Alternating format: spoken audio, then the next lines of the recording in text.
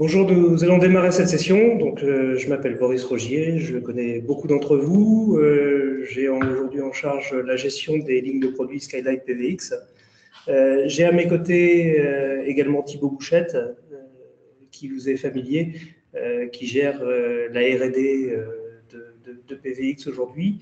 Et puis j'ai un invité de marque qui s'appelle Patrick Ostigui et qui est le CEO ou PDG d'Accidian.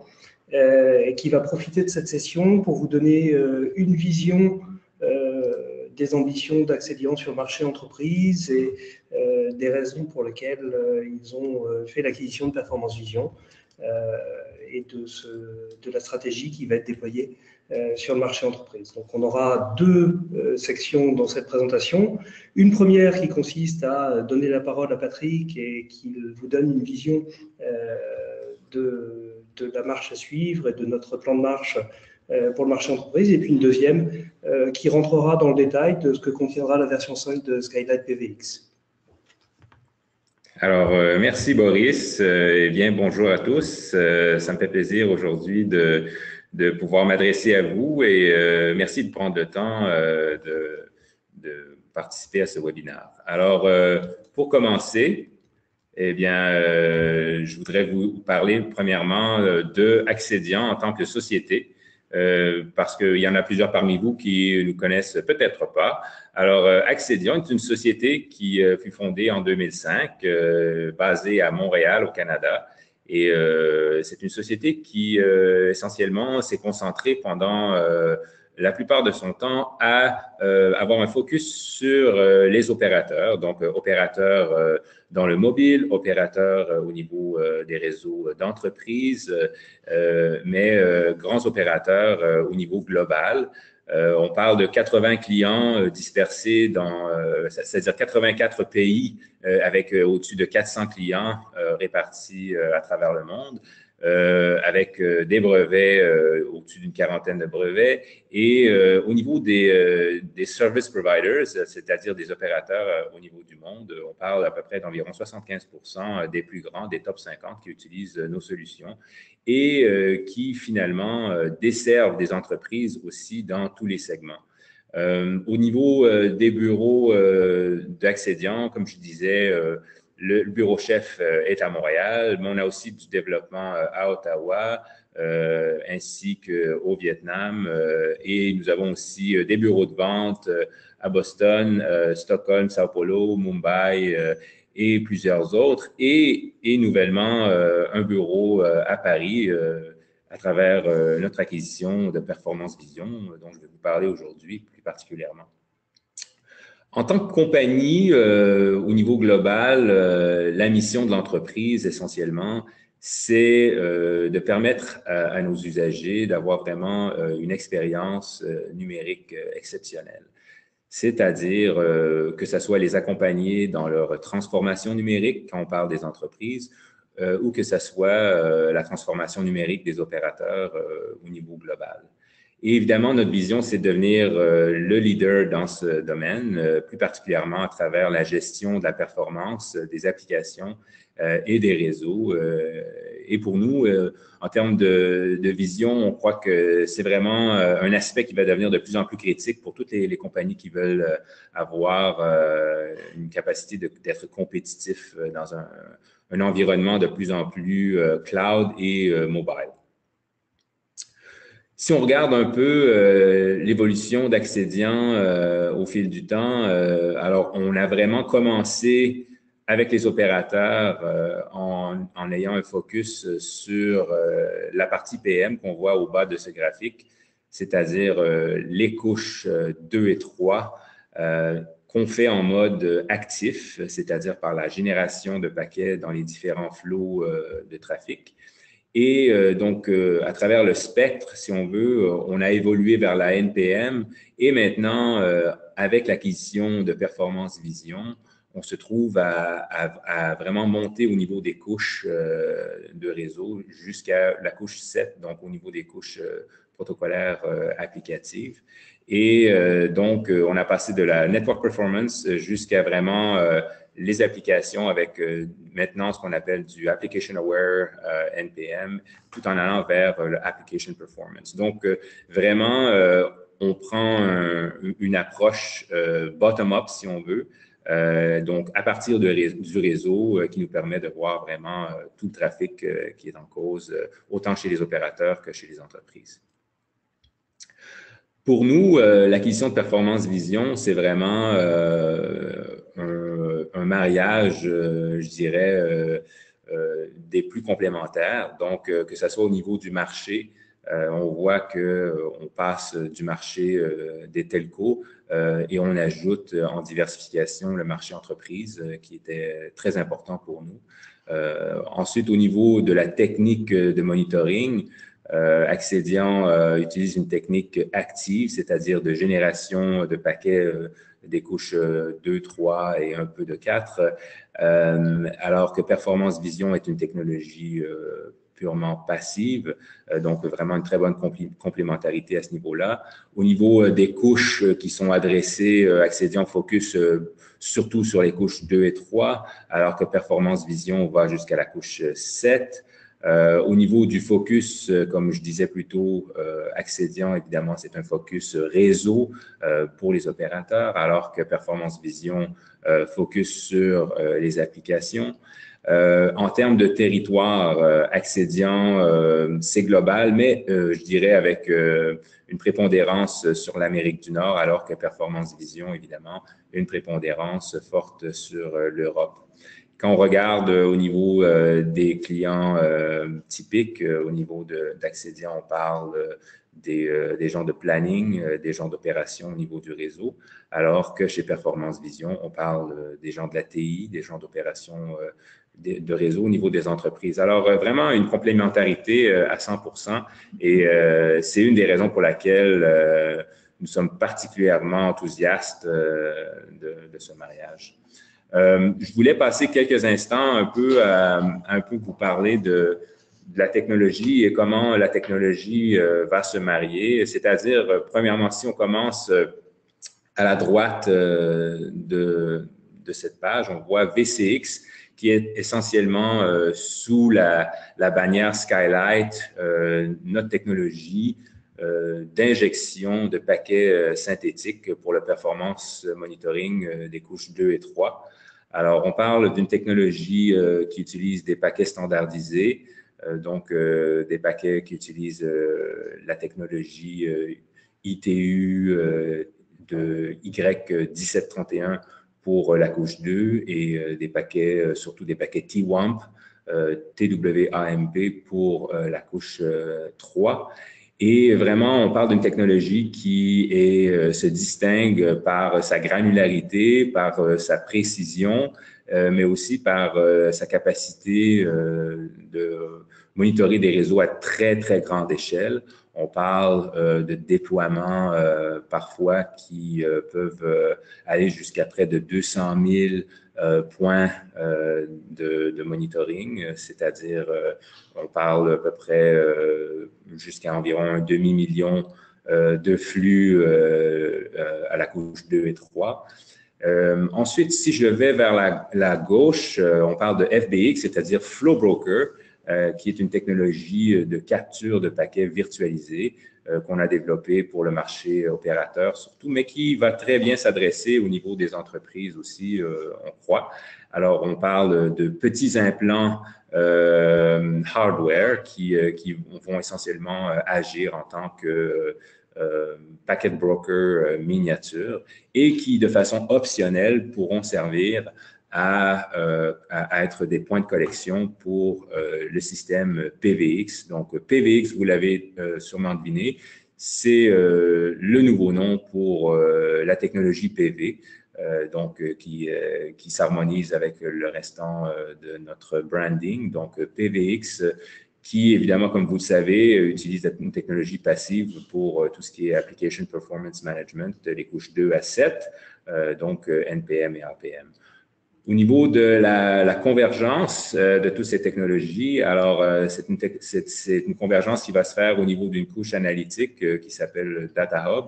Alors, initialement, donc, ce qu'on fait, c'est que la couche analytique actuelle que vous connaissez de PV et qui est aussi en évolution va se trouver premièrement à être valorisée et à être augmentée et elle va se marier avec une couche qui s'appelle DataHub, autant en termes de branding, en termes d'uniformité au niveau des interfaces API, etc. Alors, et tout ça, évidemment, se retrouve sous la bannière Skylight, qui est la bannière principale de Accedian. Et au niveau, évidemment, des différentes attributs de cette technologie, alors on parle d'une technologie qui est extrêmement précise, granulaire, qui peut aussi prendre de l'expansion en termes d'échelle, donc à très grande échelle pour les réseaux éventuellement des opérateurs. Et donc, on est vraiment très enthousiaste comme je vous disais, par le mariage des deux compagnies, le mariage des deux technologies. On parle vraiment d'une très belle harmonie, que ce soit encore une fois au niveau technologique, culturel, personnel, etc. Alors, sur ce, je vais redonner la parole à Boris pour vous entretenir sur la version 5 de Performance Vision. Alors, Boris, sur ce, je te laisse. Oui, merci beaucoup, Patrick. Je pense que cette vision en fait, de l'ensemble des produits d'analyse de performance d'Accedian va nous fournir une excellente introduction pour vous permettre de comprendre dans quelle direction nous allons et comment la 5.0 va nous aider en fait à mettre en œuvre en fait cette vision. La première chose qu'on va faire de manière à ce que vous compreniez toute la valeur de ce qu'on fait et que vous compreniez sur quel chemin nous nous dirigeons, c'est de prendre un petit peu de recul et de voir comment la version 5.0 s'inscrit en fait dans l'histoire du produit que vous avez connu sous le nom de Performance Vision, qui s'appelle maintenant PVX, dans la gamme Skylight. Pour ça, je vais vous rappeler un petit peu quelle était la vision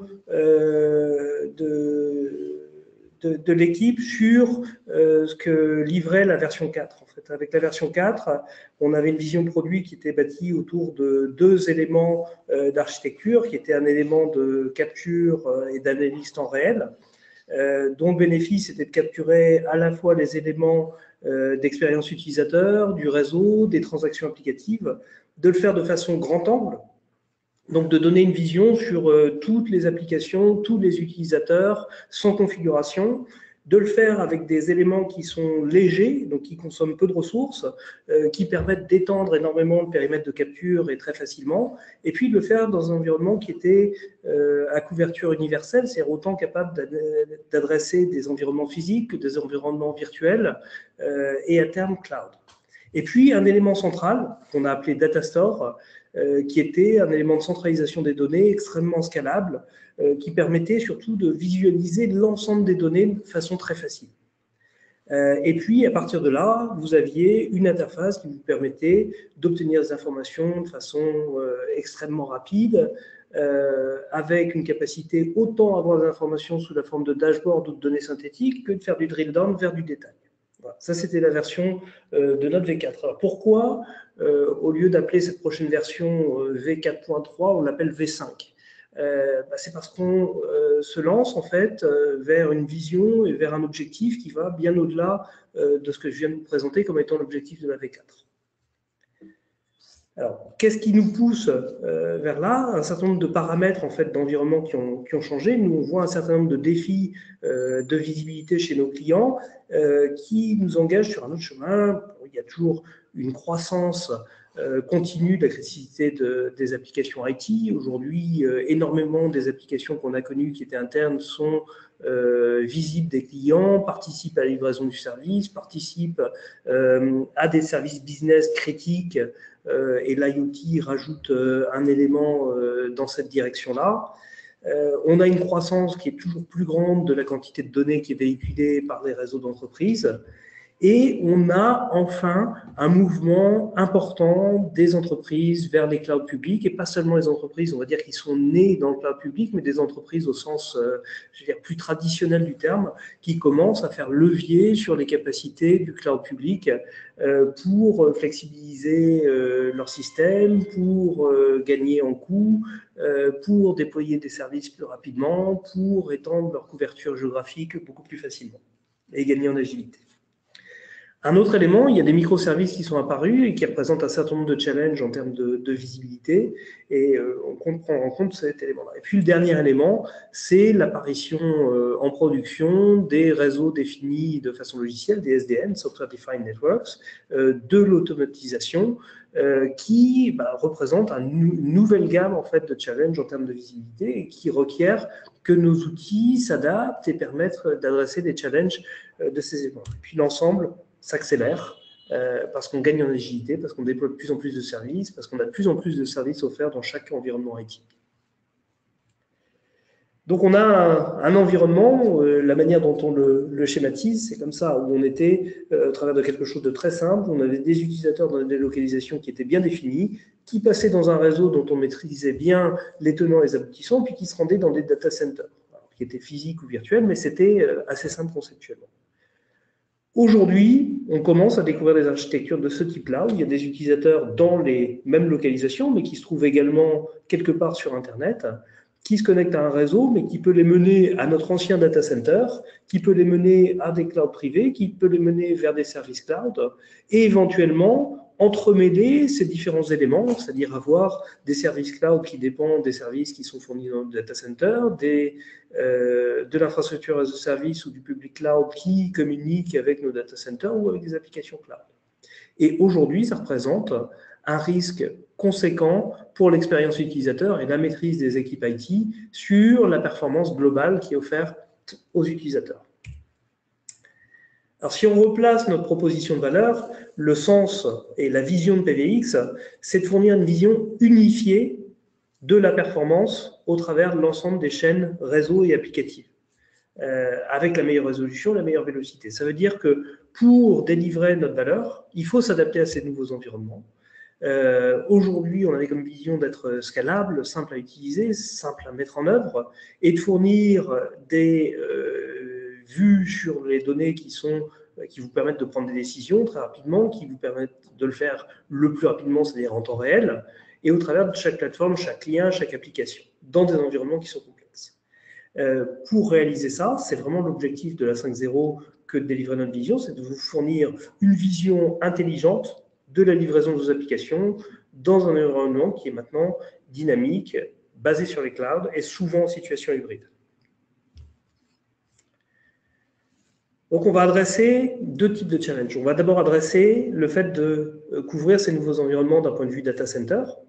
Donc, on va, dans la 5.0, se fixer comme objectif d'assurer la couverture la plus complète possible des clouds publics, de s'adapter à des contextes qui sont hybrides et qui mélangent des stratégies traditionnelles, on va dire, de data center, on-prem, de virtualisation, et des situations où on complémente ces éléments-là avec de l'infrastructure as a service, avec du cloud public, et une vision qui ne sera pas seulement de ce qui rentre et ce qui sort des data centers, mais de ce qui se passe entre les data centers et à l'intérieur des différents clouds.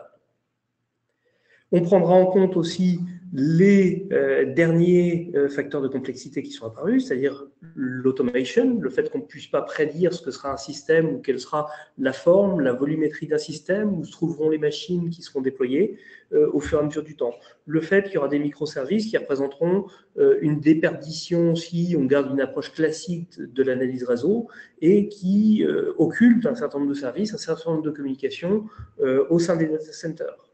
La couverture des services SaaS et cloud, et puis le recours accru à l'encryption entre les data centers et au sein des data centers.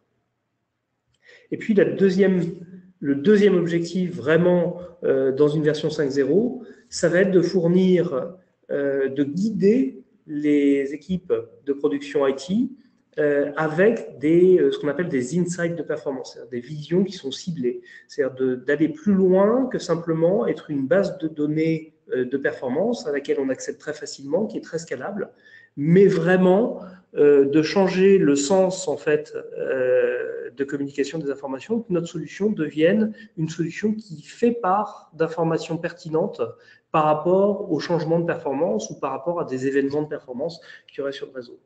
Donc, de guider la visualisation, c'est-à-dire d'indiquer à un utilisateur, en fonction de son profil, quel est l'ensemble des données auxquelles il devrait prêter attention, de fournir des moyens d'assister le diagnostic, c'est-à-dire de ne pas seulement fournir l'information, mais par exemple, être capable de mettre en relief cette information-là avec des baselines automatisés, avec une détection d'anomalies, d'être capable de synthétiser certaines informations sous la forme de score pour rendre l'interprétation plus facile, et de combiner des alertes avec des vues pertinentes sur les données sous-jacentes à l'alerte. C'est-à-dire de ne pas simplement se contenter de donner une alerte, mais également d'associer à cette alerte un certain nombre de vues qui permettent de très rapidement comprendre d'où vient cette alerte et d'en interpréter la criticité. Et enfin, de mettre en œuvre de l'alerting en temps réel, mais de l'alerting en temps réel qui ne requerrait pas de configuration. Voilà, on reviendra là-dessus en détail. Et la vision qu'on a finalement pour PVX5, en termes d'architecture, on a les deux éléments qui perdurent, qui sont le capture et le data store. Mais notre vision, c'est que le data store communique directement vers les utilisateurs et ne soit pas seulement sollicité par les utilisateurs pour fournir des informations en temps réel, des informations qui permettent d'accélérer les diagnostics en donnant une vision beaucoup plus aboutie de l'analyse qu'on peut faire de nos données, qui permettent directement de communiquer des idées sur la root cause ou la cause première d'un problème, et puis de pointer des changements de comportement dans un environnement donné.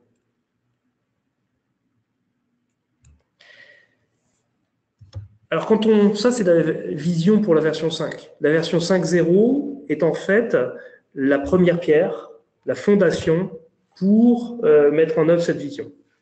On va se focaliser sur les données essentielles qu'on va fournir dans la 5.0 et on va vous montrer un certain nombre de fondations. Il y aura des éléments qui vous seront visibles immédiatement, qui vont produire de la valeur instantanément. Et puis, il y a un certain nombre de choses qui sont à l'état de projet, qui vont donner lieu à des découvertes et aussi qu'on va partager avec vous plutôt pour comprendre comment vous pourriez les utiliser au mieux et optimiser le chemin qui va nous amener à en faire des fonctionnalités qui sont pleinement productives dans vos environnements. Alors, quelles sont les 5 briques principales en fait, de cette 5.0 ? Il y a 5 éléments, des dashboards, une API, un langage de requêtage, qu'on appelle PVQL, un stream processor qui va analyser des données en temps réel et dont je vais vous parler plus en détail après, et puis une extension qui est la première intégration de produits de performance vision originalement avec des produits Axelion et qui vous donne une vision de la vitesse à laquelle on souhaite intégrer nos produits pour délivrer la vision que vous a présentée Patrick.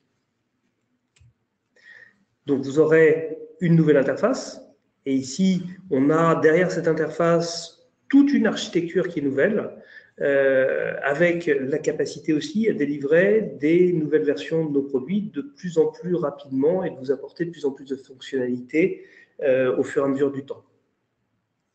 La capacité à vous donner beaucoup plus de souplesse sur la manière dont vous interrogez les données, donc de pouvoir monitorer n'importe quelle donnée qui a été collectée en fait par nos captures et de présenter ces données-là au plus près de vos besoins business ou de votre environnement.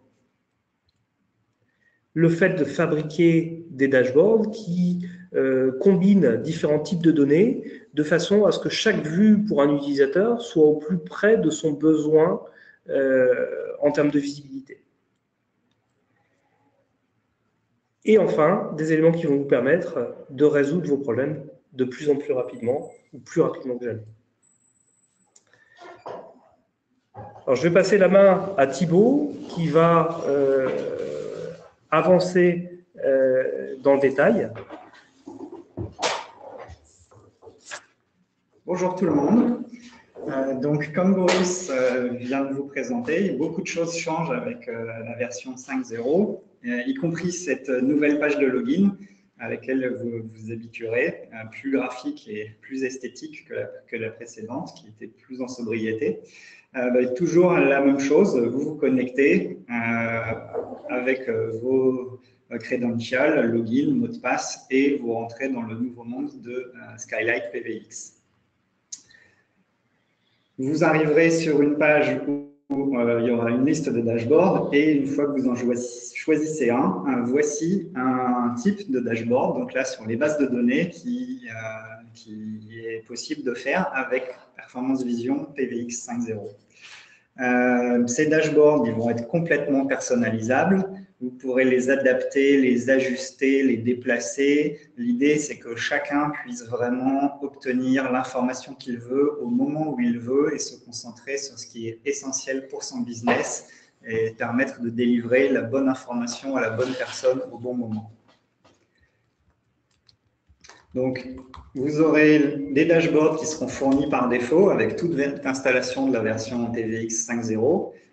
Donc, vous retrouverez les vues habituelles que vous connaissez, des visions sur tout ce qui est transfert de fichiers, les environnements Citrix, les bases de données, tout ce qui est transactions web, les services de nom, la vue réseau, la voix sur IP.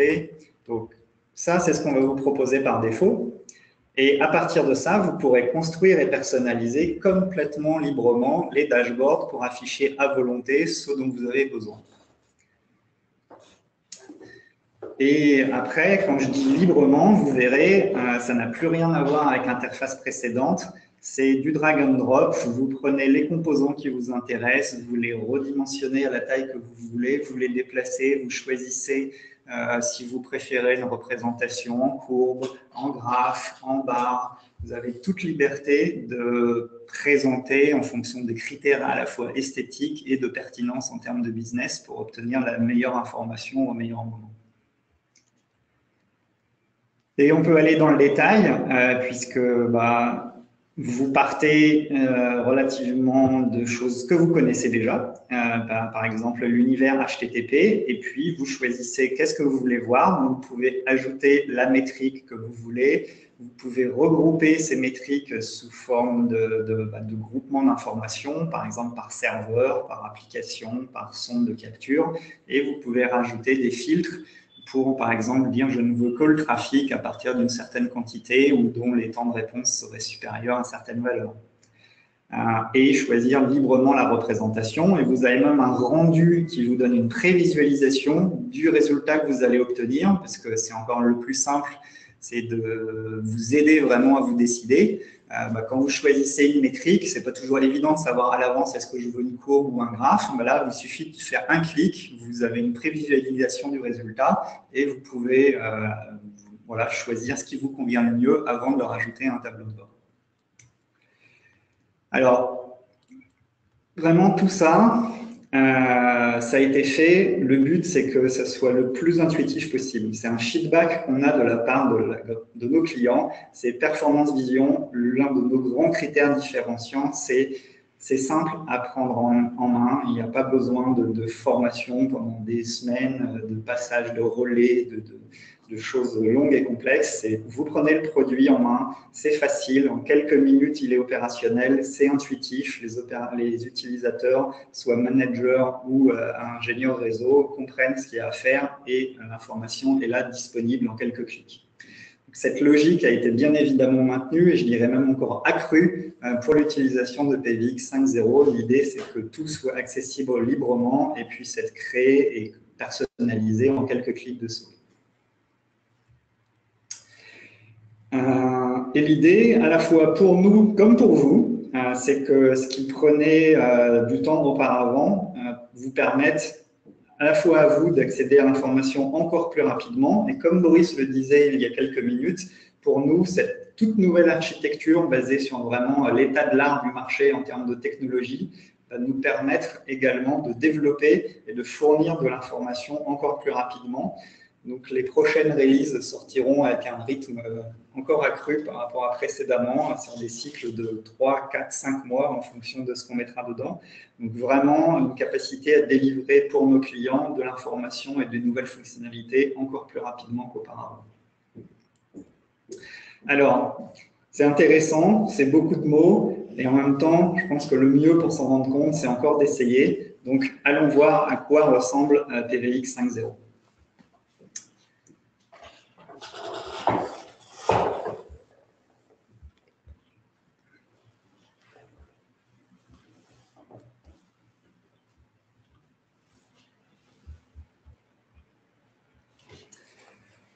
Eh bien, nous avons ce fameux écran de login où je me connecte et j'ai ma page avec mes dashboards. Et comme je vous disais tout à l'heure, les fameux dashboards par défaut qui reprennent les univers de Performance Vision auxquels vous êtes habitués. Vous allez bien évidemment pouvoir personnaliser les vôtres. Ici, si je veux retrouver mon expérience utilisateur habituelle et aller sur la partie troubleshooting, il suffit d'y aller en un clic et vous pourrez retrouver ici avec Explore l'interface traditionnelle avec le login pour vous connecter sur l'ancienne interface, qui est toujours évidemment accessible, elle n'a pas disparu. Et la nouvelle interface avec vraiment le focus sur tout ce qui est dashboard, tableau de bord. Donc, si j'en regarde une, par exemple, base de données, j'ai ici une répartition où je peux, ça a été structuré de cette manière-là. Vous avez les serveurs en haut, au milieu, vous avez les bases de données et en bas, vous avez les transactions.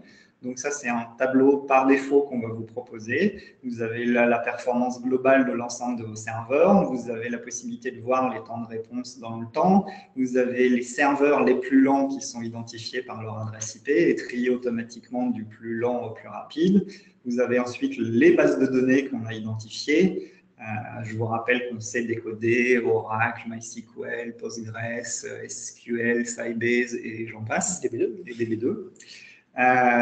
S'il y a des erreurs, là on voit que la quasi-totalité des bases de données n'ont aucun problème, sauf une qui porte bien son nom puisqu'elle s'appelle test, qui a l'air de concentrer pas mal d'erreurs pour l'instant.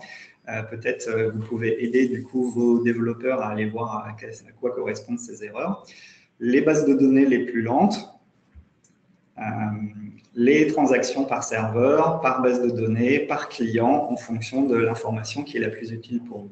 Évidemment, ces pages sont aussi en auto-refresh et vous pouvez actualiser, ça va automatiquement actualiser l'information.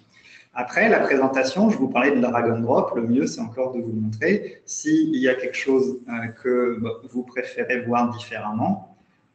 Vous prenez... évidemment, là, pourquoi ça ne marche pas? Parce que je suis dans les dashboards par défaut.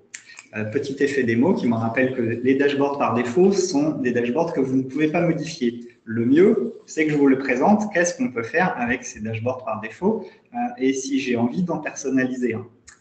Mettons que j'ai envie de me créer une vue réseau pour moi. Donc là, j'ai une belle vue réseau qui me donne une vision globale du trafic par couche réseau, par protocole, l'évolution de la latence serveur, etc., etc. Mais malheureusement, ici, sur cette vue, je n'ai que du L3 et j'aimerais bien rajouter du L7 pour avoir dans un dashboard à la fois du L3 et du L7, chose qu'on ne pouvait pas faire avant avec l'ancienne version, alors qu'avec Performance Vision PVX 5.0, vous pouvez complètement combiner toutes les sources d'informations que PVX vous offre, qui sont plusieurs centaines de métriques possibles, et choisir parmi toutes ces métriques laquelle vous voulez et les structurer de la manière dont vous avez envie. Donc, faisons ça. Alors, par L3 et L7, Thibaut, tu veux bien dire qu'on peut mélanger des données purement réseau avec des données qui sont vraiment au niveau transaction applicative. Exactement. Dans un seul et même dashboard. Exactement. Donc, par exemple, si j'étais intéressé par est-ce que j'ai de la retransmission sur mes transactions de base de données ou sur mes protocoles HTTP, on peut parfaitement avoir ça dans le même tableau de bord. Alors, on va le faire d'ailleurs, puisqu'ici, sur ce tableau de bord, je n'ai que des vues sur les couches 3 et sur tout ce qui concerne TCP. Allons rajouter une information sur la HTTP. Donc, il faut que je clone mon dashboard, puisque donc, les dashboards par défaut ne sont pas modifiables. Donc, je vais cloner mon dashboard pour faire le mien.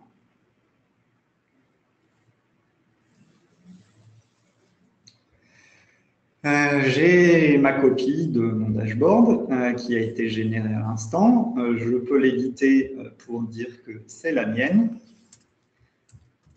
My Network Overview. Je peux même rajouter une description pour éventuellement pour mon manager, for my manager, et je mets à jour mon dashboard. J'ai ici la petite annotation qui s'affiche éventuellement. Donc, vous pouvez à chaque fois rajouter des commentaires pour vous ressouvenir de pourquoi vous aviez fait ce tableau de bord en particulier.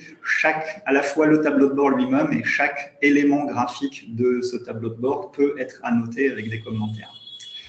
Et donc là, je peux modifier mon tableau de bord. Donc le drag and drop, il fonctionne comme ça. Vous avez un élément, vous pouvez les permuter librement, prendre celui que vous voulez et les déplacer librement. Est-ce qu'on peut les redimensionner? Aussi, bien sûr. Si je le trouve trop grand, vous pouvez le réduire pour en rajouter un deuxième, par exemple, à côté ici. Et j'avais mentionné que j'aurais bien aimé rajouter des informations sur le HTTP. Et ben pour faire ça, il suffit que je rajoute un widget supplémentaire. Et nous avons notre page de prévisualisation. Alors, j'ai envie de voir, est-ce que j'ai des erreurs HTTP sur mes serveurs HTTP, puisque ça me préoccupe les erreurs. Donc, je vais me mettre que je veux voir les erreurs HTTP pour être tranquille et être assuré que tout va bien. Du coup, je vais choisir la couche HTTP. Jusque-là, c'est simple. Je veux choisir les erreurs.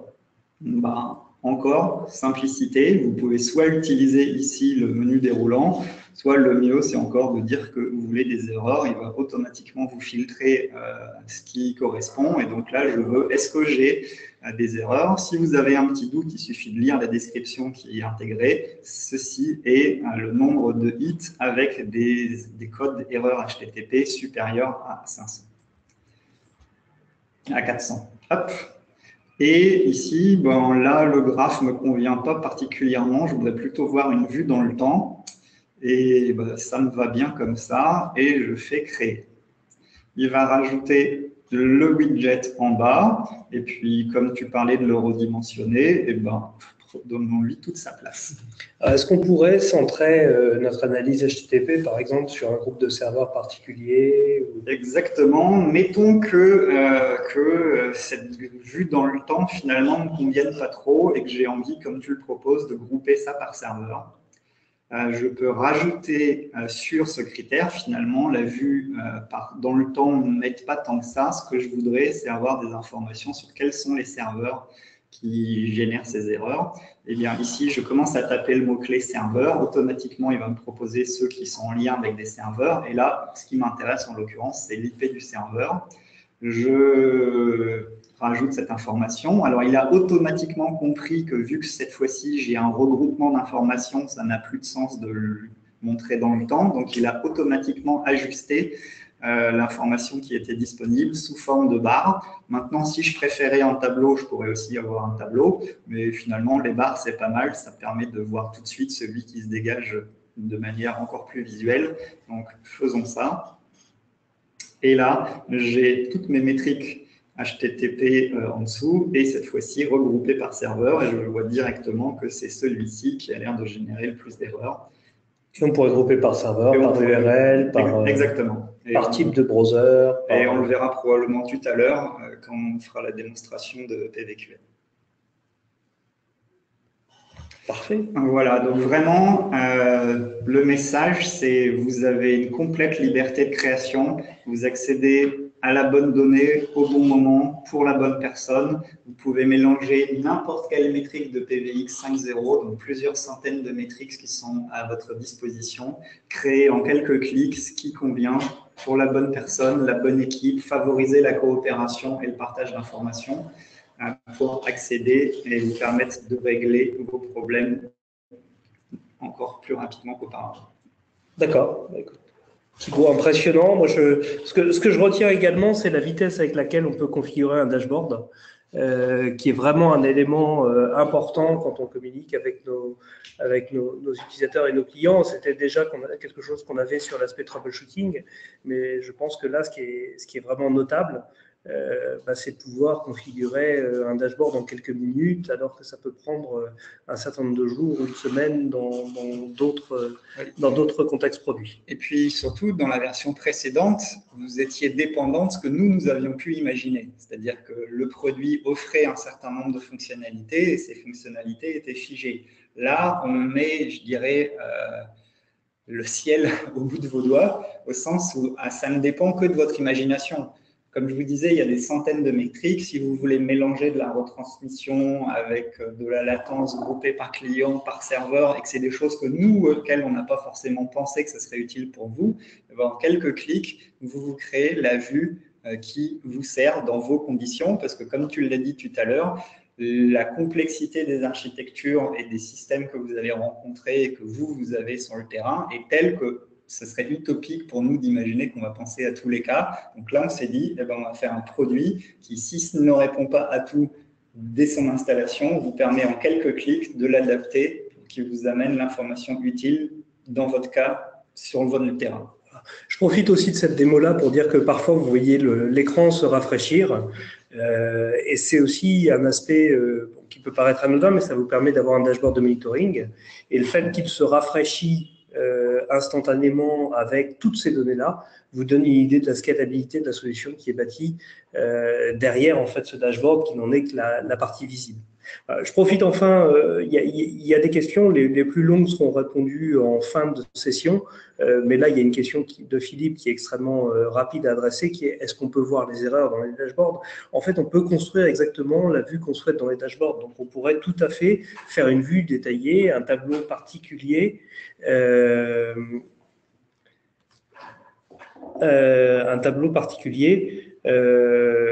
avec les erreurs, l'URL précise, le nombre d'erreurs ou même le nombre de fois où cette URL-là produit une erreur ou versus n'en produit pas.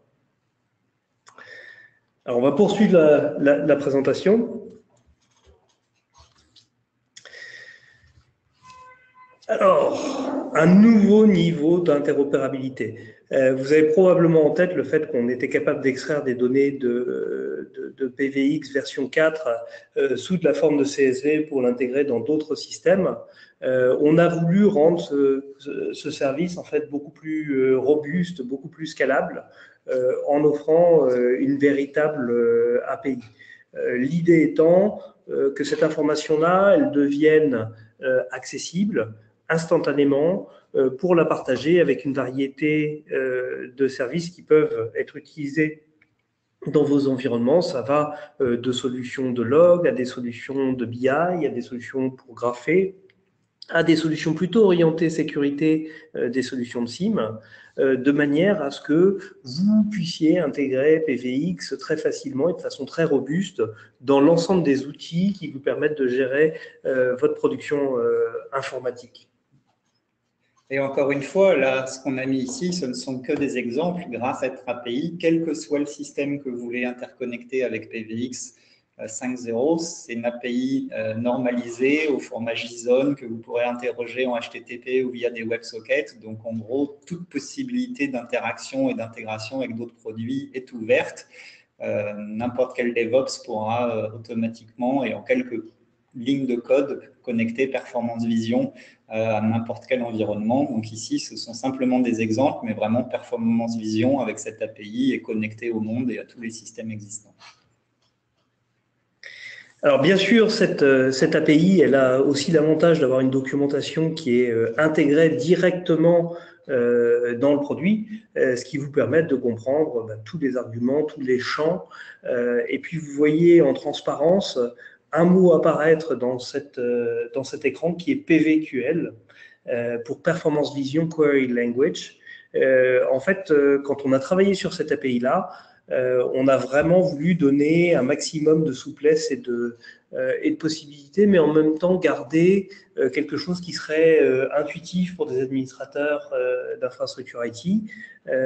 Et on a répondu à ça en créant un langage de requêtage spécialisé qui est PVQL et dont l'utilité en fait est de pouvoir accéder à n'importe quelle métrique qui aurait été collectée par un capture de PVX sous n'importe quelle forme de groupage, et même de réaliser des calculs en faisant appel à un langage qui est normalisé, qui va vous être familier parce qu'il fait appel au même code ou des codes similaires à un SQL que vous connaissez bien, et qui vous permet d'extraire des données. Alors, qui vous permet d'extraire des données via différents médias, vous pouvez utiliser l'API, mais vous avez également un langage qui vous permet d'interroger en fait notre base directement par l'intermédiaire d'un shell. Donc, qu'est-ce qu'on a comme cas d'utilisation derrière? Pour l'API, on va parler d'intégration avec des systèmes de reporting, avec des systèmes de sécurité, avec des systèmes de monitoring. On a également des cas d'utilisation pour faire de l'interrogation en temps réel et pouvoir obtenir des données encore plus rapidement et de façon beaucoup plus libre que par une interface graphique sous la forme d'un shell. Et là, on peut imaginer énormément d'options pour faire des découvertes de data centers, pour scripter des requêtes, obtenir des réponses extrêmement rapidement. Donc, ça, je pense que pour que vous le visualisiez, le mieux, ce serait qu'on le voit en action. Oui, puis en fait, on peut faire tellement de choses avec PVQL qu'en parler comme ça en une minute ou deux, ça ne révèle pas toute sa valeur. Pour montrer toute sa valeur, le mieux, c'est encore de regarder ce qu'il peut faire. Alors, en fait, PVQL, vous allez pouvoir y accéder, comme je disais en quelques instants, via une API HTTP, avec récupérer les formats JSON. Vous pouvez faire des WebSockets, sauf que c'est pas forcément évident de savoir ce qu'on va récupérer.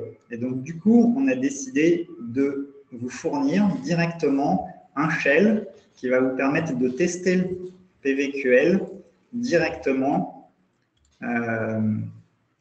en ligne de commande, mais graphiquement et avec les résultats. Ce qui fait qu'avant de devoir programmer dans votre application pour l'intégrer avec n'importe quel usage que vous auriez, par exemple, on rencontre de plus en plus maintenant des gens qui veulent faire de la corrélation multisource. Ici, Performance Vision doit devenir l'une de ces sources. Quelle requête faire et quelles données je vais récupérer? Grâce au shell, vous pouvez tester vos requêtes, voir directement, mais même visuellement, quels résultats vous allez obtenir. Et du coup, une fois que votre requête est validée avec ce shell, vous n'avez plus qu'à faire un copier-coller et l'intégrer directement dans votre intégration vers d'autres produits.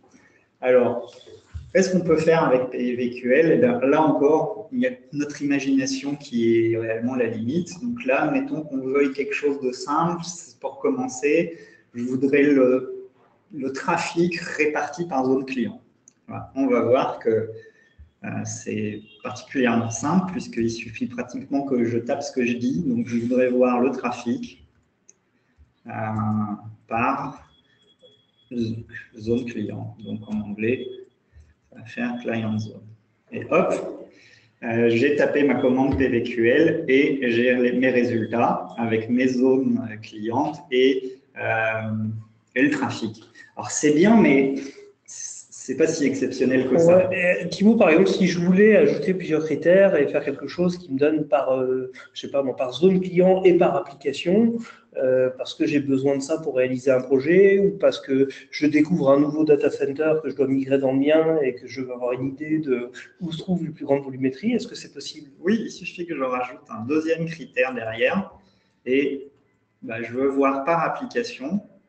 Et là, on construit. Et là, qu'est-ce qu'on voit? C'est la fameuse vue matricielle qui a tant de puissance et qui est tellement appréciée chez nos clients, qui permet avant, c'était un seul clic, maintenant, c'est une seule commande. Sauf qu'avant, dans la matrice, on était limité par les critères qu'on avait prédéfinis dans le produit.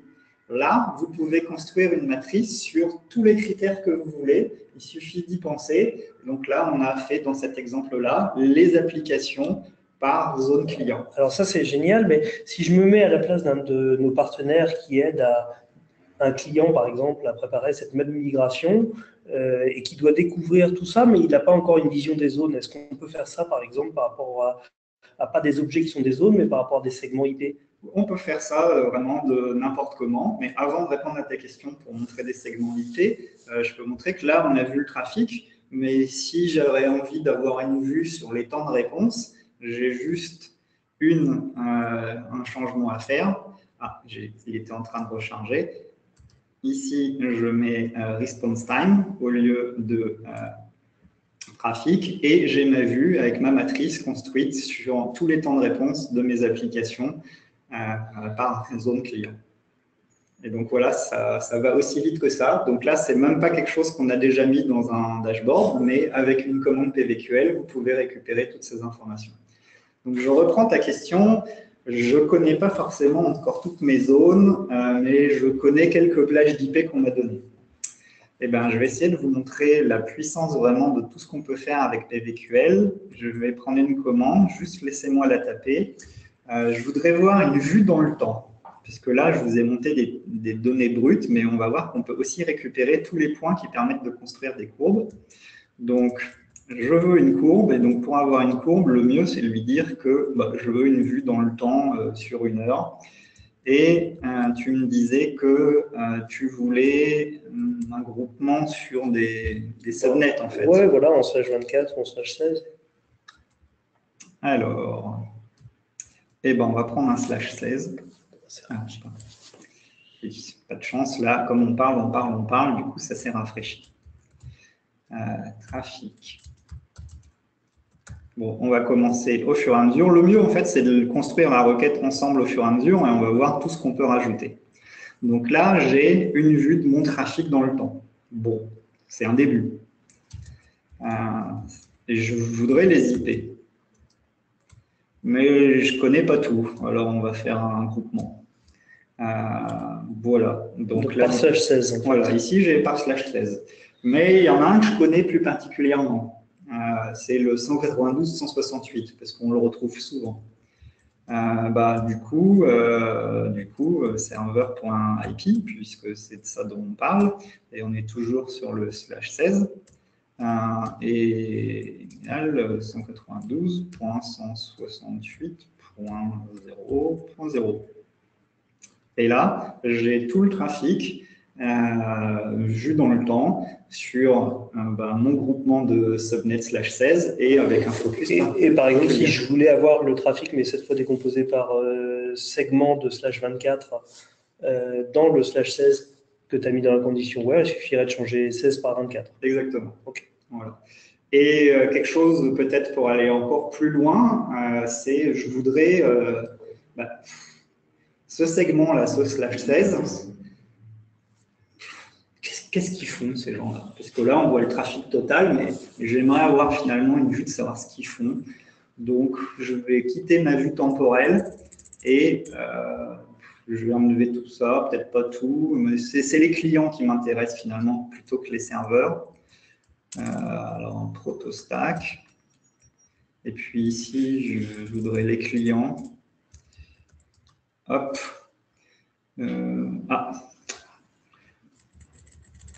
Trafic, by protostack et mes clients. Alors, protostack, c'est l'ensemble de la pile protocolaire qui est employée pour communiquer. Par exemple, Ethernet, IP. Et voilà, là j'ai tous mes protocoles, donc on voit tout ce qu'ils font. De l'UDP, des RPC, ça doit être de l'Oracle, ça, de l'ICMP, du MySQL, du TDS, du TCP, des échanges de fichiers SMB et encore de la base de données. Et donc tout ça structuré pour ce subnet en particulier. Voilà, donc là, c'est quelques exemples, mais vraiment, encore une fois, on a montré là 3 ou 4 métriques. On a vu qu'on peut voir les données dans le temps, regroupées, sous forme matricielle. Voilà, c'est quelques exemples qui, j'espère, vous donnent une idée de la puissance de tout ce que vous pouvez faire avec PVQL. Maintenant, je dirais, c'est vraiment à vous, en fonction de vos besoins et de votre imagination, de faire tout ce que vous voulez, et puis vous l'avez vu, la simplicité d'utilisation, c'est pratiquement les mots que je tape en français ou en anglais, en l'occurrence, pour le langage PVQL, c'est l'anglais. Mais si vous êtes familier avec le SQL et même sans même connaître le SQL, là, en gros, ce sont les mots en anglais mis les uns à côté des autres et avec juste des critères de regroupement et de filtrage. Donc voilà, c'est maintenant à vous de jouer avec PVQL. Voilà, une autre illustration de souplesse et de performance, parce qu'en fait, en faisant ce type de requêtes qui paraissent anodines, on traverse l'ensemble des données qui ont été collectées dans tout un environnement et on obtient une réponse. Et ici, vous n'avez plus qu'à faire un copier-coller, et puis après, vous allez dans votre produit ou dans votre éditeur, vous copiez cette requête-là, et ça y est, vous êtes interconnecté avec PVQL.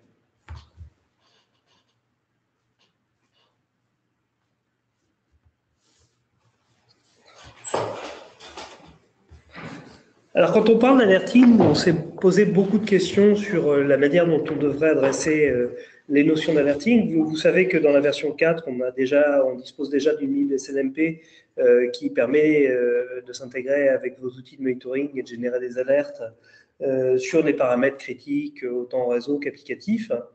On a voulu aller plus loin que cela, mais on n'a pas voulu faire quelque chose qui soit limité en fait par le temps qu'on y investirait. Et on a voulu produire quelque chose qui dépasserait, on va dire, les failles classiques des systèmes d'alerting qu'on voit chez nos clients. Il y a vraiment quelque chose de remarquable quand on parle avec beaucoup de clients qui essayent de faire de l'alerting sur de la performance, c'est que la plupart des systèmes sont relativement inefficaces et que souvent, on est principalement soit dérangé par des alertes qui sont des faux positifs, soit on finit par ne plus utiliser du tout l'alerting et ne plus en recevoir et ne pas être alerté quand on a un véritable problème en production. Donc on s'est posé beaucoup de questions là-dessus et puis on a travaillé sur une approche qui serait fondamentalement différente de ce qu'on voit. D'un alerting qui pourrait fonctionner en temps réel parce que la demande est vraiment que l'alerting soit extrêmement rapide, d'un alerting qui ne demanderait pas de configuration, c'est-à-dire qui ne demanderait pas qu'on lui dise à partir de quel seuil tu dois me prévenir, de manière à pouvoir faire de l'alerting sur un nombre de critères qui sont très importants et qui ne sont pas forcément des critères qui sont stables dans le temps, en fonction de la vie de vos réseaux et de vos systèmes, et surtout des alertes qui seraient hautement pertinentes. Alors, comment on a approché ça? On a tous dans notre métier des grandes bases de données, des quantités de données à gérer qui sont gigantesques. Donc, la première chose qu'on s'est fixé comme critère, c'est qu'il ne fallait pas que notre solution d'alerting soit limitée par la puissance d'une base de données, par la charge qu'on peut faire accepter par une base de données.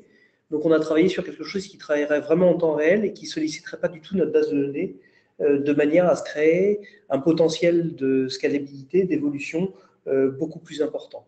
Et c'est pour ça qu'on a un String Data Processor qui est complètement séparé en fait de notre base de données, de notre reporting.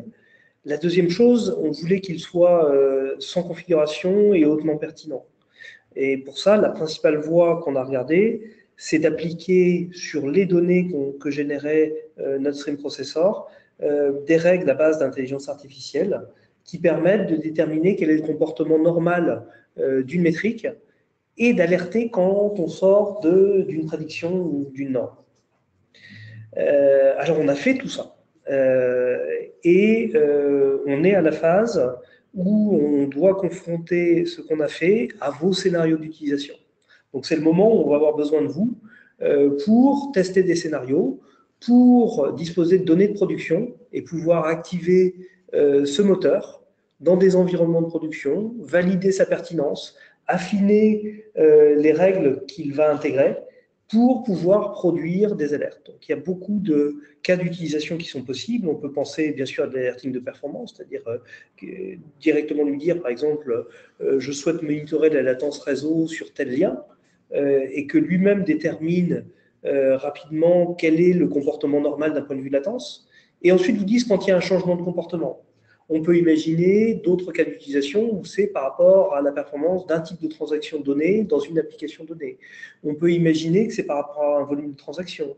On peut imaginer que c'est quand on est dans un environnement où il y a de l'automation, quand on a un changement remarquable dans le volume de serveurs qui sont présents dans nos data centers.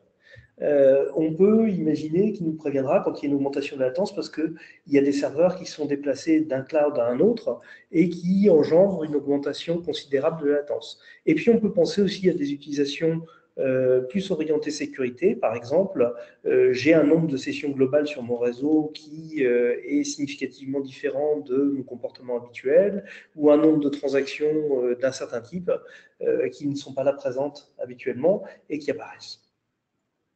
Donc, on a une foultitude de cas à utiliser et on a besoin, en fait, de votre input sur quels cas sont les plus importants, les plus urgents.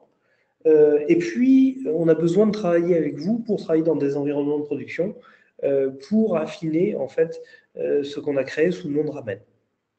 Donc, ce qu'on va vous proposer, en fait, c'est une expérience de co-création. Ramen, par défaut, ne sera pas activé sur toutes les instances en production. Il pourra l'être dans un atelier, on va dire, de co-création avec un client pour tester un certain nombre de scénarios et valider la pertinence de Ramen et faire en sorte que Ramen devienne quelque chose qui est activable en production avec un certain nombre de scénarios par défaut dans à la suite de la prochaine itération. Donc, notre message, c'est si ce projet-là vous intéresse, faites-nous signe et puis on va travailler ensemble pour adapter Ramen à votre environnement sous la forme d'un test qu'on va affiner dans les 6 prochains mois. Dans machine learning, il y a learning. Voilà.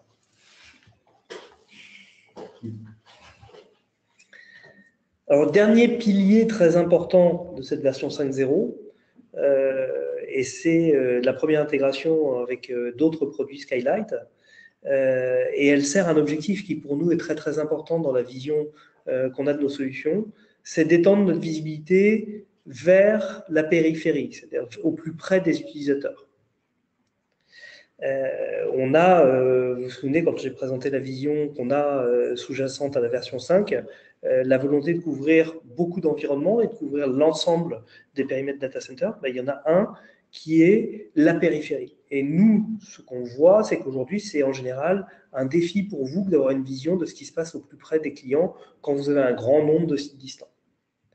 Et on a voulu vous proposer vraiment quelque chose de révolutionnaire, une approche qui est très différente. On vous a déjà proposé un certain nombre de moyens d'avoir de la visibilité avec des micro-appliances.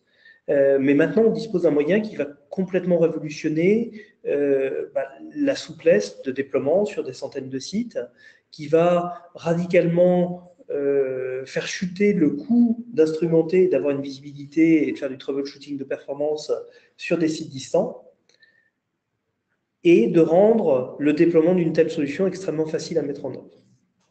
Alors, comment on va faire ça et surtout, à quoi ça sert? Donc, pour nous, notre vision, c'est de couvrir l'ensemble des éléments dans vos réseaux. Donc, depuis les data centers jusqu'à la périphérie, Edge, jusqu'au cloud, jusqu'à l'infrastructure de service, jusqu'à ce qui se passe au niveau VM. Ici, ça s'insère dans notre vision dans le sens où ça va nous permettre d'avoir une pertinence beaucoup plus importante pour couvrir les environnements de périphérie, les environnements les plus proches des utilisateurs. Alors, on va s'appuyer sur un élément qui vient de la gamme originale Skylight qui s'appelle FlowBroker, qui s'appelle maintenant FBX, et qui est un élément matériel ou virtuel qui est un module de capture distante, de capture de trafic. Donc, le principe de ce que ça fait, c'est que localement, au travers soit d'un module SFP, soit d'un mini-module hardware, ça effectue une capture à distance et ça rapatrie dans une forme légère le trafic jusqu'à un point central. Ça assure également qu'on a tous les paquets qui sont proprement étiquetés d'un point de vue temps, time-stampés, que tous ces paquets parviennent réellement au centre parce qu'ils sont transférés dans un tunnel qui est sécurisé et surtout qui passe par du TCP, donc qui nous assure qu'on reçoit effectivement la totalité du trafic vers un endroit. Alors, qu'est-ce que ça va nous permettre? En fait, on va placer, si vous imaginez que vous avez un site distant ici, vous avez un switch et vous avez un miroir, on va placer un de ces modules, par exemple un SFP, et ce SFP va être capable de capturer le trafic. de capturer soit la totalité du trafic, soit du trafic avec les premiers bytes de chaque paquet, soit un certain type de trafic que vous voulez analyser particulièrement, par exemple un client ou une application donnée ou un port donné, d'envoyer l'ensemble de ces informations-là vers un point central qui est le point central de FlowBroker. Et ensuite, le FlowBroker, tout simplement, adressera ce trafic-là à votre data store ou à un capture PVX pour analyse.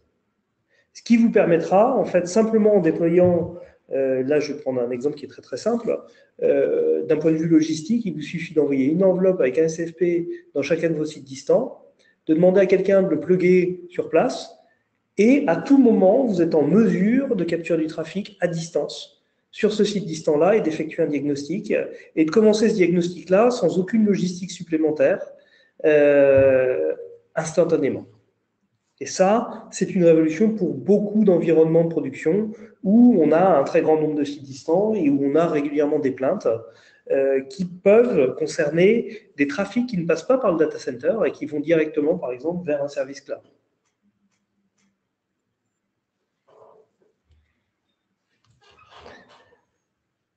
Alors Thibaut, on a fait également d'autres améliorations au niveau sniffer. Je pense que c'est intéressant. La première, c'était le support de AirSpan type 3, qui était un élément qui était nécessaire pour l'intégration avec FlowBroker. Mais est-ce qu'il y a d'autres choses qui ont été faites? Eh bien oui, même si on essaye toujours d'intégrer le feedback de nos clients autant que possible dans une release, que ce soit sur nos releases mineures ou majeures. Donc là, on avait des demandes qui revenaient régulièrement, tout ce qui était ce qu'on appelle le VLAN avec les notions de Q&Q, c'est-à-dire dans les environnements de type SDN, par exemple, ou des grandes architectures avec quand les 4096 VLAN ne suffisent plus, dans certains cas, on peut avoir des VLAN encapsulés dans des VLAN avec une couche pour le transport, une couche pour les applications, par exemple. Et c'est quelque chose qu'on a rajouté. Donc désormais, on peut choisir quel est le niveau qu'on veut écouter, soit justement la partie transport, soit la partie applicative, et remonter cette information. On avait aussi beaucoup de demandes concernant les transferts de fichiers, puisqu'il y a des environnements où c'est extrêmement utilisé, tant par les utilisateurs que par les applications, en fait, qui utilisent SMB sans forcément dire qu'elles font du SMB, mais qui s'en servent pour transférer des données. Et dans des systèmes où il y avait énormément de trafic SMB, ça pouvait poser des problèmes en termes de licence ou de temps de réponse.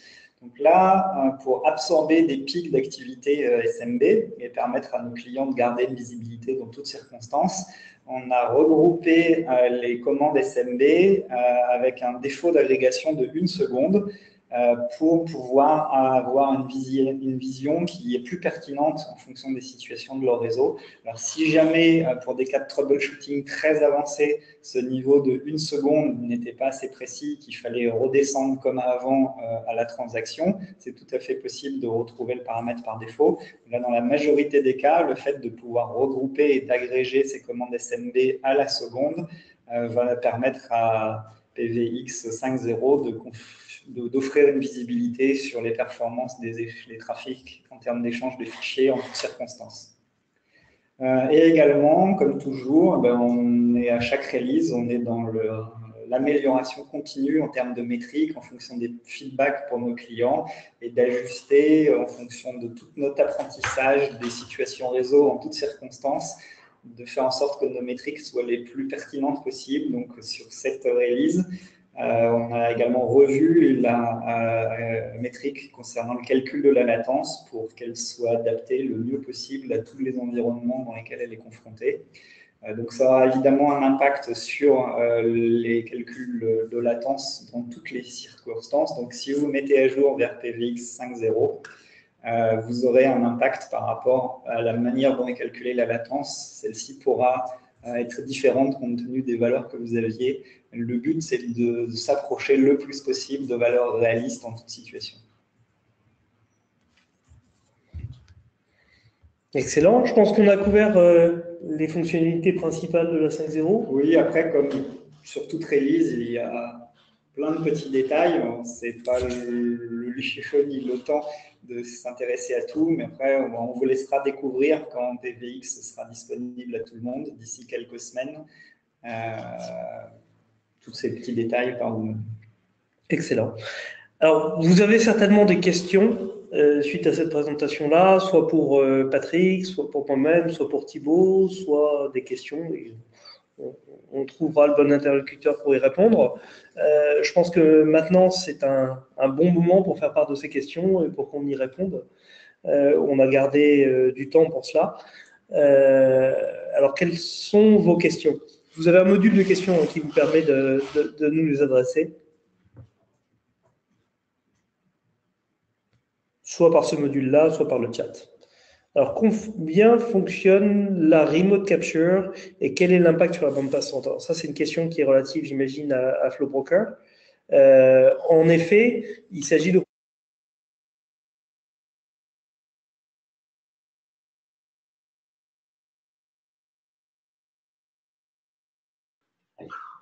Putain. Alors, je reprends, j'ai eu un petit problème d'audio. Comment fonctionne en fait FlowBroker? FlowBroker en fait va capturer le trafic, va le timestamper localement et en effet va ramener ce trafic-là centralement. Donc, ça a bien sûr une consommation de bande passante. Comment on peut faire en sorte que cette consommation de bande passante soit acceptable? En fait, il y a deux stratégies possibles. En fait, quand on utilise FlowBroker, c'est pour être sûr de pouvoir capturer du trafic de façon continue. Donc, à moins qu'on ait une bande passante très élevée, on ne peut pas l'utiliser 100% du temps comme une fonction de monitoring.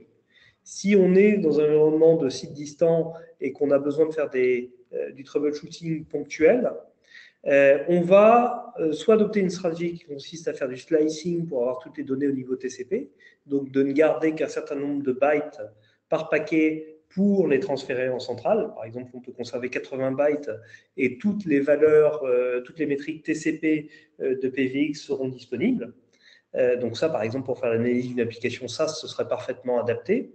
Soit on va filtrer, c'est-à-dire dire je veux, par exemple, m'intéresser en effet à ce qui se passe au niveau transactionnel, mais on va le faire pour un client particulier ou une application particulière et ne rapatrier ce trafic-là qu'en centrale. Voilà, merci Julien pour la question.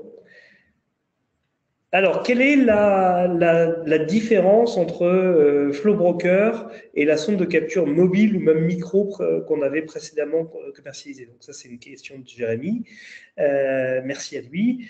Alors, la différence fondamentale, c'est qu'un FlowBroker a juste besoin d'un SFP qui ne contient aucune configuration, qui ne requiert aucune intelligence dans la mise en œuvre. On plug le SFP et c'est tout ce qu'on a à faire. La capture, elle, est vraiment une appliance qui doit recevoir le trafic, le processer, recevoir une configuration. Donc déjà, il y a une différence de coût fondamentale au niveau hardware. C'est-à-dire qu'un SFP coûte nettement moins cher, un Smart SFP, qu'un boîtier. La deuxième chose, c'est le coût de déploiement. C'est-à-dire que quand on déploie une sonde, malgré tout, il faut qu'elle ait une interface d'administration, qu'elle ait une IP, qu'elle reçoive la configuration et qu'elle ait une connectivité SSH vers le centre. Donc, ça veut dire que c'est probablement un ingénieur ou un technicien qui se rend sur place pour faire l'intégration, ce qui n'est pas le cas avec un FlowBroker. C'est-à-dire qu'on a besoin de personnes de particulièrement compétents d'un point de vue IT pour faire ce déploiement-là. Voilà. Alors, du coup, dans quel cas ça aurait du sens de continuer à utiliser les captures? Alors, le capture, par contre, produit l'avantage de n'envoyer que des métadonnées vers le centre. Donc ça, c'est la différence fondamentale. C'est-à-dire que dans un cas, on va rapatrier du trafic brut, qu'on va certes slicer, qu'on va certes filtrer, mais ça reste du trafic brut, donc avec une consommation de bande passante qui est significative.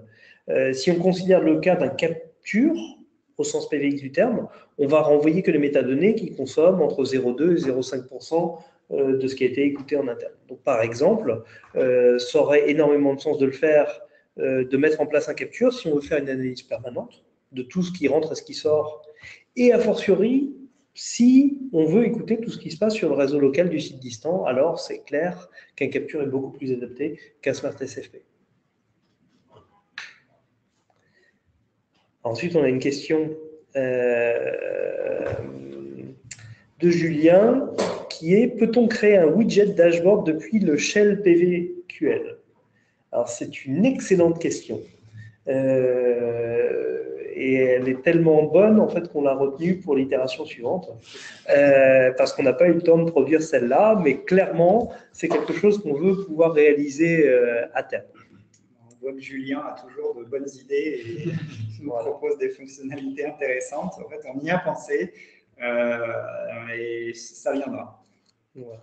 Flowbroker peut-il remplacer avantageusement les méthodes SFlow?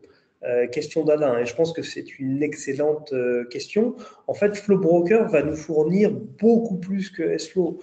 Quand on pense à SFlow, alors, je vais peut-être déjà rappeler le fait que le Datastore est capable d'ingérer des données NetFlow, V5, V9, qui nous fournissent des données principalement de consommation de bande passante, mais avec un certain degré de précision.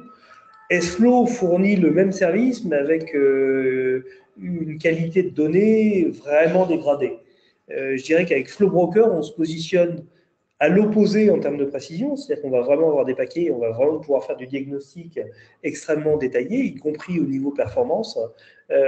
Donc, clairement, si l'objectif de collecter du SFlow, c'est de faire de l'analyse de performance, on peut déjà dire qu'on n'atteindra pas l'objectif. Oui, parce que c'est des moyennes. Par définition, parce que c'est du sampling sur des données de flow qui n'ont pas de métrique de performance significative. Avec du Flowbroker, on aura une vision détaillée des performances qui nous permettront réellement de parvenir à un diagnostic.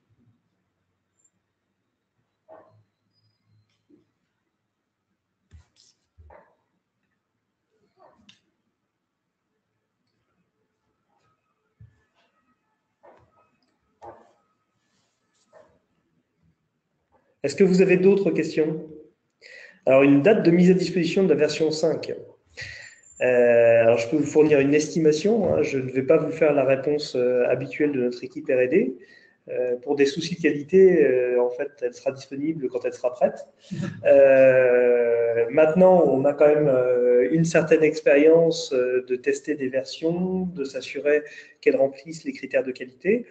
En général,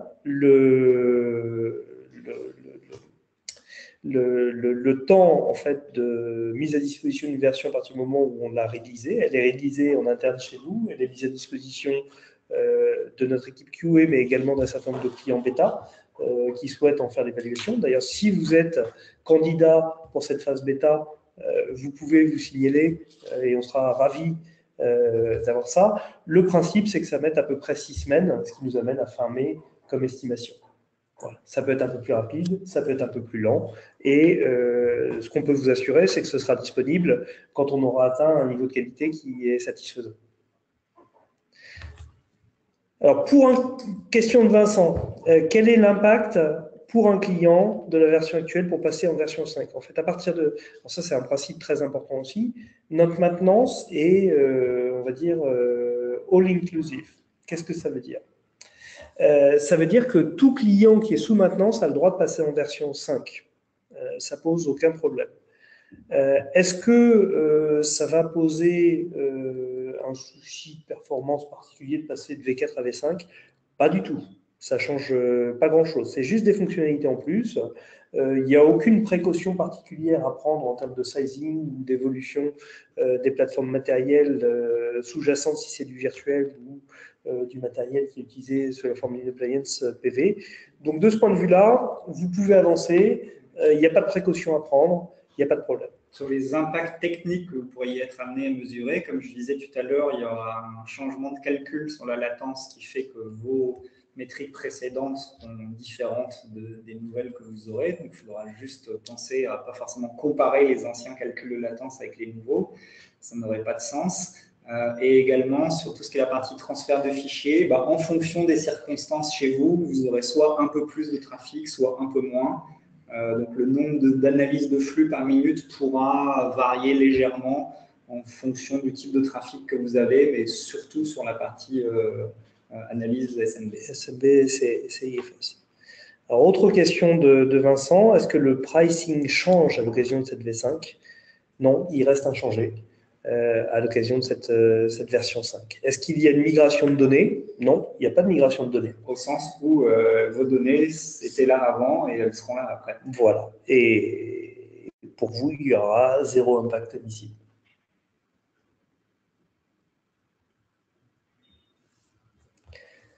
Est-ce que vous avez d'autres questions?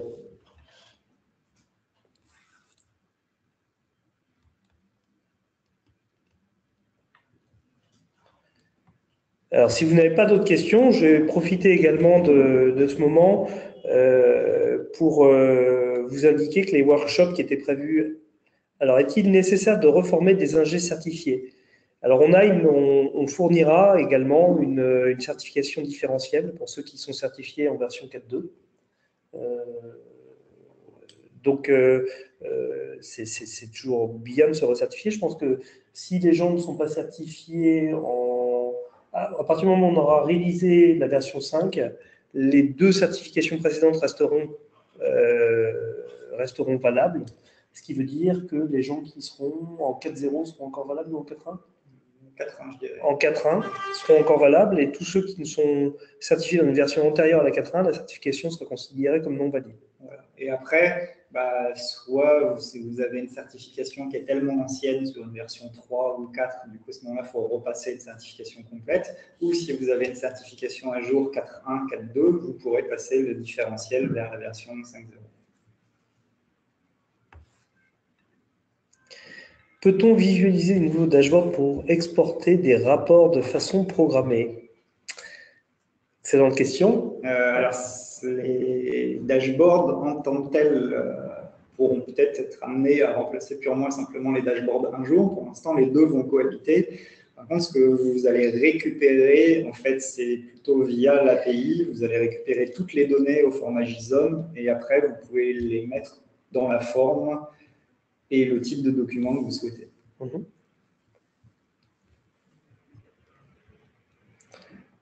Alors, les plans pour les formations 5.0 commencera cet été, en septembre ou une autre date. On est en train de finaliser une date. On ne sait pas encore à quel moment de mai ou juin, entre fin mai et juin, ça aura lieu. Vous pouvez vous attendre en tant que partenaire à avoir une communication très prochainement sur une prochaine date de formation, probablement à Paris, soit à Paris, soit en Belgique, en fonction des conditions de transport. Probablement, voilà, entre fin mai et mi-juin.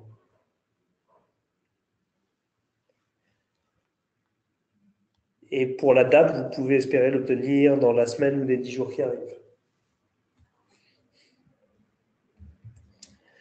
Donc, cette petite consigne. Alors, la V5 a-t-elle un impact en termes de puissance hardware, I/O, CPU ou RAM?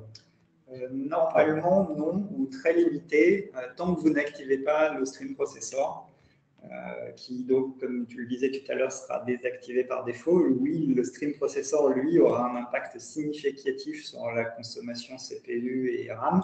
Et en même temps, c'est pour ça qu'il n'est pas activé par défaut.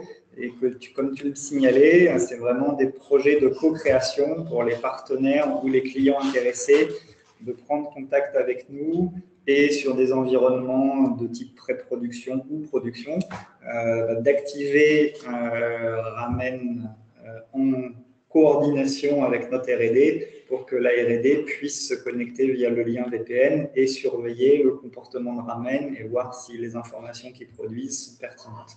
Donc, par défaut, non. Et après, si c'est dans le cadre d'une co-création avec nous pour améliorer le stream processor, à ce moment-là, oui. Quand Ramen est activé, il consomme beaucoup de ressources. C'est d'ailleurs l'une des choses qu'on doit continuer.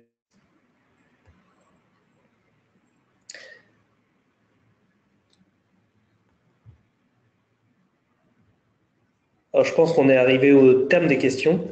Je vais déjà vous remercier, mais avant de clôturer la session, je voulais revenir sur l'organisation des workshops qui sont maintenant prévus pour juillet. Donc, comme vous le savez, au départ, on avait prévu de faire un événement sur 3 jours à ces dates-ci, et ça a été empêché par les conditions de transport et les problèmes de grève qu'on a en ce moment en France. À la fois dans le ferroviaire et dans l'aérien, donc les deux cumulés. Ça faisait beaucoup. Voilà, qui ne nous permettait pas de rassembler les gens qui prévoyaient de venir de Paris, notamment de loin, dans des conditions suffisamment sûres de transport et de logistique.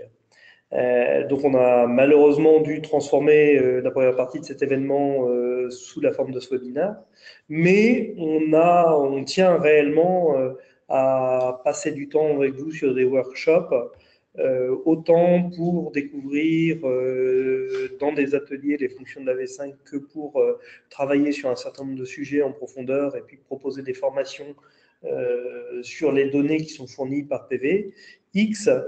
Et ça a été reporté au 4 et 5 juillet 2017 à Paris. Donc j'ai confiance dans le fait qu'on sera largement sorti des soucis logistiques qui nous ont empêchés de réaliser ça en avril. Et je compte vraiment sur votre présence pour être là le 5 et le 6, me fait-on dire. Je me suis trompé pour la date la première fois, donc le 5 et le 6 juillet. Donc on compte sur vous pour vous inscrire et puis on compte sur votre participation à ces événements.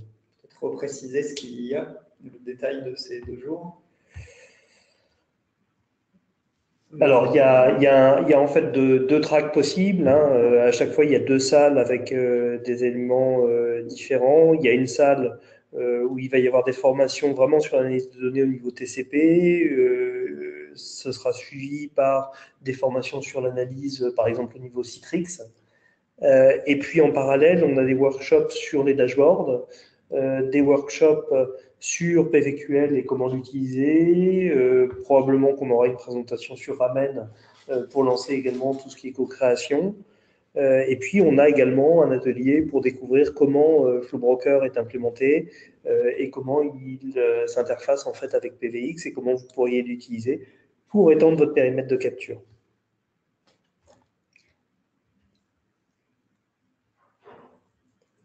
Voilà, à défaut de nouvelles questions, on avait prévu 1h30, il nous reste exactement 2 minutes, mais votre temps est précieux, donc si vous n'avez plus de questions, je vous propose de fermer cette session et de vous laisser rejoindre vos occupations habituelles. Merci beaucoup, à très bientôt, au revoir.